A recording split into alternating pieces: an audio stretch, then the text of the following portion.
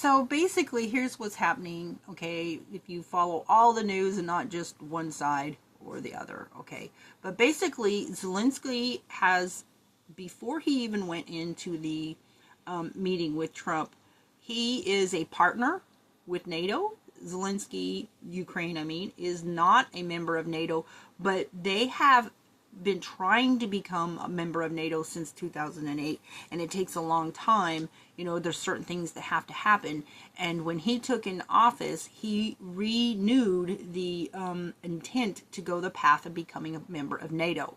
Okay, so we cannot leave NATO. The United States of America cannot leave NATO. By the law and by the way things are written, President Trump cannot just leave NATO.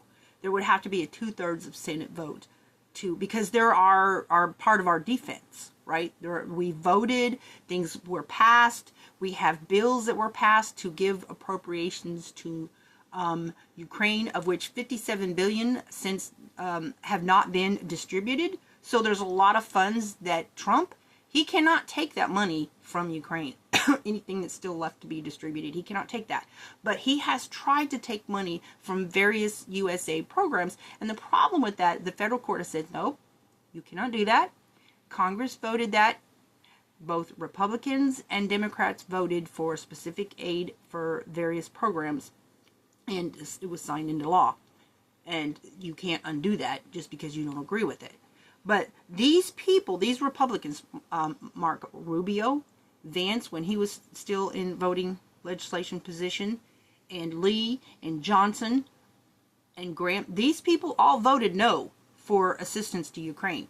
Okay, so they're very much against any kind of money going to Ukraine because they voted no on the acts that was passed. So the problem with it is Trump cannot just take aid.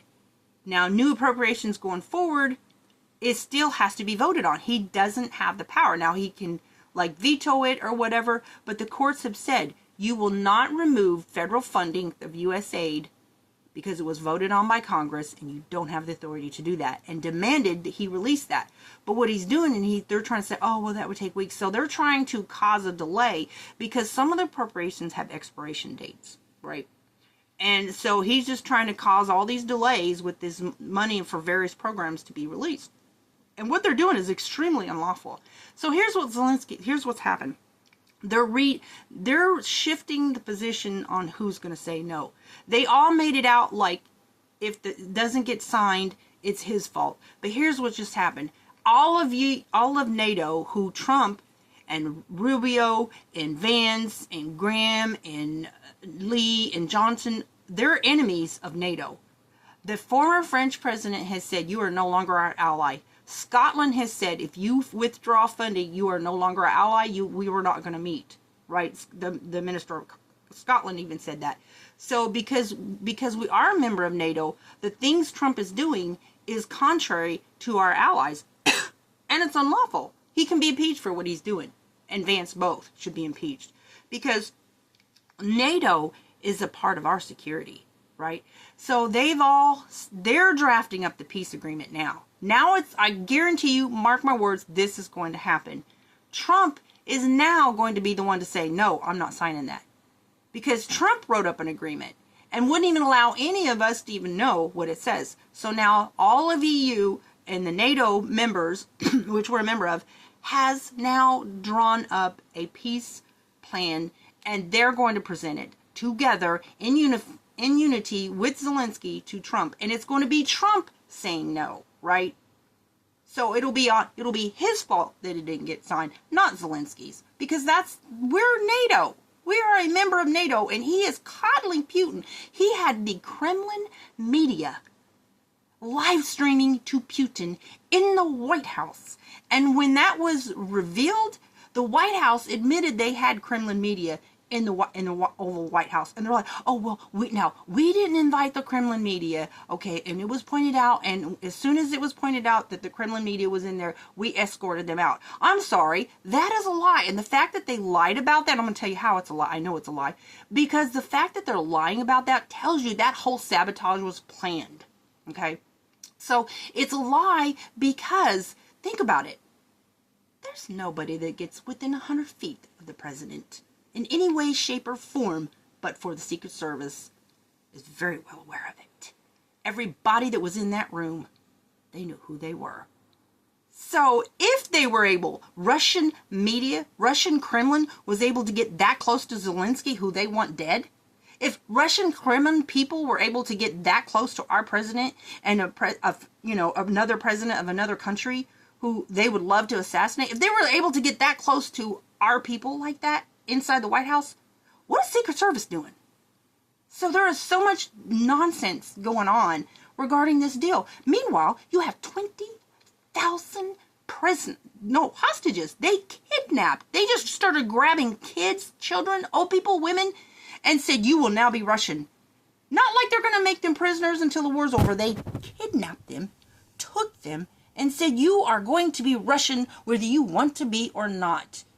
And there were so many people beaten almost to the point of just complete brain damage. And there you want to talk about looking like a Holocaust survivor? You got few people that was left over there in being hostage by Hamas. And Trump is like, oh, well, we're going to, all heck is going to break loose if you don't release these hostages on such and such date. So what's the difference? You won't even give an ounce of concern about 20,000 people that were kidnapped and taken, not even any media coverage. You want to talk about Republican media who is just outright commies?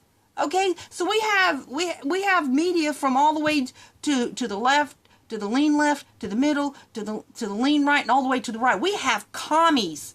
Okay, we have literally Soviets within Republican sources. We have Republican people who are just, I will tell you this right now.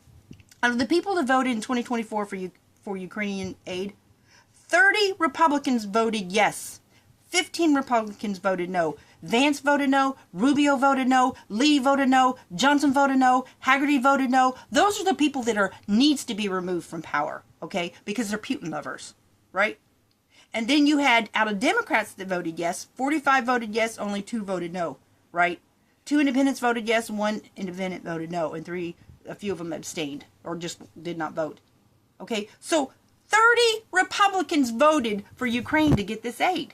So this whole drama about Trump complaining like we shouldn't be sending billions, that's just a few of them, okay? Republicans voted for this aid. So his complaint and his coddling Putin, right? This is a group of Republicans who have made themselves Putin supporters and have defied our defense system, which is Nato. And I'm going to tell you what right now, we need Nato, okay?